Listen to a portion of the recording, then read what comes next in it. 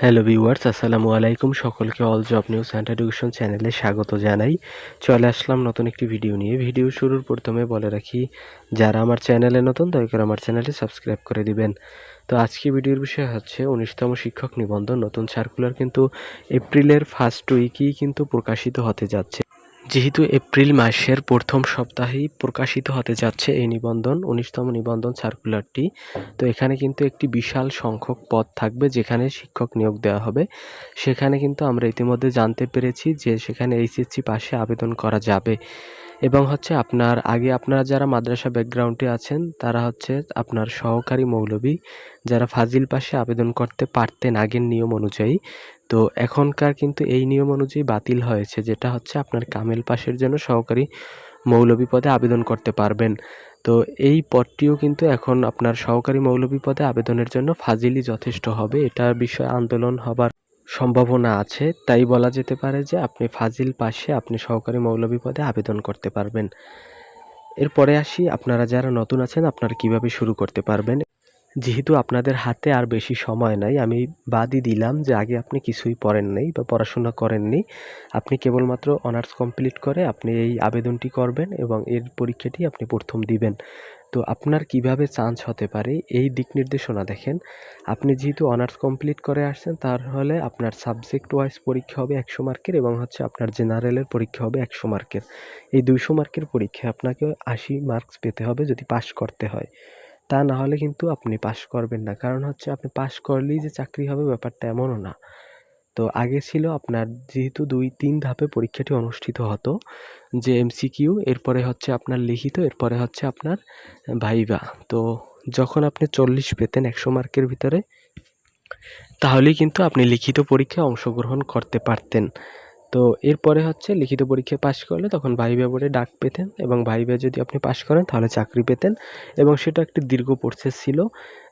একটি চাকরি পেতে তারপর আপনাকে একটি আপনার সার্টিফিকেট দিত, এই সার্টিফিকেট দিয়ে তারপর গণবিজ্ঞপ্তিতে আবেদন করা লাগতো। এরপরে একটা জটিল প্রসেস, যা একেবারে নিয়োগ পেতে প্রায় 2 থেকে 2.5 বছর লেগে যেত। এই দীর্ঘমেয়াদী প্রসেসকে লাঘব করার জন্য বর্তমানে আপনার এই 2 ধাপে পরীক্ষাটি অনুষ্ঠিত হতে যাচ্ছে, যেটা আপনার 200 মার্কসের প্রিলি এবং ভাইভা। তো এখন বিসিএসে যেভাবে 200 মার্কসের পরীক্ষা হয় একই সাথে, আপনার এখানেও কিন্তু 200 মার্কসের পরীক্ষা একই সাথে অনুষ্ঠিত হবে। 2 ঘন্টার ভিতরে আপনার 200 মার্কসের প্রশ্ন দেখাতে হবে। যারা বিসিএস দিয়েছেন তাদের অভিজ্ঞতা অবশ্যই আছে যে এটা কিন্তু অনেক অংশেই কঠিন হয়ে পড়ে যখন আপনি 2 ঘন্টায় 200 এমসিকিউ দেখাবেন। তো এজন্য প্রিপারেশন খুবই ভালো থাকা জরুরি। এজন্য আপনাদেরকে বারবার বলি যে আগের তুলনায় কিন্তু এবার পরীক্ষার প্রসেসটা আপনার কাছে সহজ মনে হলেও, যেহেতু লিখিত পরীক্ষা নাই, একবার পাশ করলেই হয়তোবা আমি চাকরি পাবো, আপনার কাছে সহজ মনে হলেও বাস্তবতা আসলে খুবই কঠিন।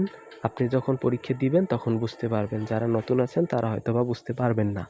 কারণ আপনার যখন লিখিত পরীক্ষা অনুষ্ঠিত হতো, আপনাকে চাইলে যে কোনো টপিকের উপর জিজ্ঞেস করলে আপনি কিছু না কিছু লিখে আসতে পারতেন। আর এখানে যেহেতু এমসিকিউ টাইপের পরীক্ষা হবে, সেক্ষেত্রে আপনার যদি ডিপলি জ্ঞান না থাকে বা গভীর জ্ঞান না থাকে তাহলে আপনি দাগাতে পারবেন না, এটাই বাস্তব। তো এরপরে বলি, আপনি কিন্তু পাশ করলেই যে চাকরি হবে ব্যাপারটা এমন না। এটা আপনার কিন্তু এখন কাটমার্ক পদ্ধতি। কাটমার্ক পদ্ধতি আপনারা জানেন অনেকেই, যেমন বিসিএসে কিন্তু সমগ্র একেবারে বাংলাদেশ থেকেই কিন্তু মেধা তালিকা করা হয় এবং সেখান থেকে যারা আপনার শুরুর দিকে থাকে তারা চাকরি পায় এবং যারা থাকে না পায় না। ধরেন কোনো সাবজেক্টে আপনার 100 জন লোক নিয়োগ দেওয়া হবে, তো সেক্ষেত্রে আপনার সর্বনিম্ন ওই সাবজেক্টের উপর ধরেন টোটাল 100 জন লোক নিয়োগ দেওয়া হবে। তো 100 জন লোক নিয়োগ দেওয়া থাকলে 200 জন লোকে পেয়েছে আপনার ধরেন 180।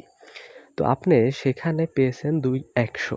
তো এখন 200 জন লোক নিবে না আপনাকে নিবে, আপনি এইটাই মনে করেন। তো আপনি তো পাশ করছেন অবশ্যই, আপনার কি চাকরি হবে? আদৌ না। এটা কাটমার্ক পদ্ধতিতে, এজন্য বললাম কাটমার্ক পদ্ধতি কিন্তু আরও কঠিন পদ্ধতি। তো এখন প্রিপারেশন আপনার হাতে, আপনার কী নিতে হবে।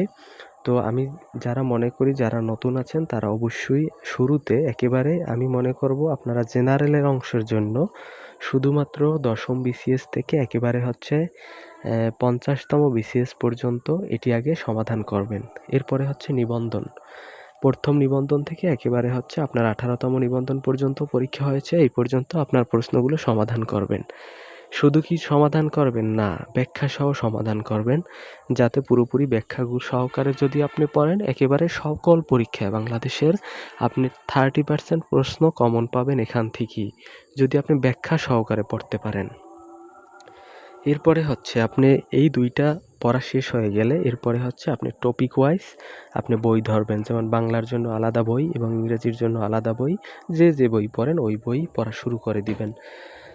আর হচ্ছে আপনার সাবজেক্টিভের বিষয় হচ্ছে কি পড়বেন, সাবজেক্টিভ হচ্ছে আপনি যদি প্রভাষক কোঠায় আবেদন করেন অথবা যদি মাধ্যমিক কোঠায় আবেদন করেন, তাহলে আপনার সাবজেক্টিভ বিষয় হচ্ছে আপনার যদি স্কুল পর্যায়ে আবেদন করেন তাহলে হচ্ছে নবম দশম শ্রেণীর বইটা পড়বেন, আর যদি কলেজ পর্যায়ে আবেদন করেন তাহলে হচ্ছে আপনার অবশ্যই ইন্টারমিডিয়েটের বইটা পড়তে হবে। আর আমার মতে আপনার যদি কলেজ পর্যায়ে প্রিপারেশন নেন তাহলে কিন্তু সবচেয়ে বেটার হয়, কারণ হচ্ছে তাহলে স্কুল পর্যায়ে হলে কিন্তু এমনিতেই কলেজ পর্যায়ে প্রিপারেশন থাকলে স্কুল পর্যায়ে টেকা অনেক অংশে সহজ হয়ে যায়। তো এই ছিল আজকে ভিডিও, দেখা হবে পরবর্তী কোনো ভিডিওতে, সঙ্গে থাকুন আমার চ্যানেলের। ধন্যবাদ সকলকে, আল্লাহ হাফেজ।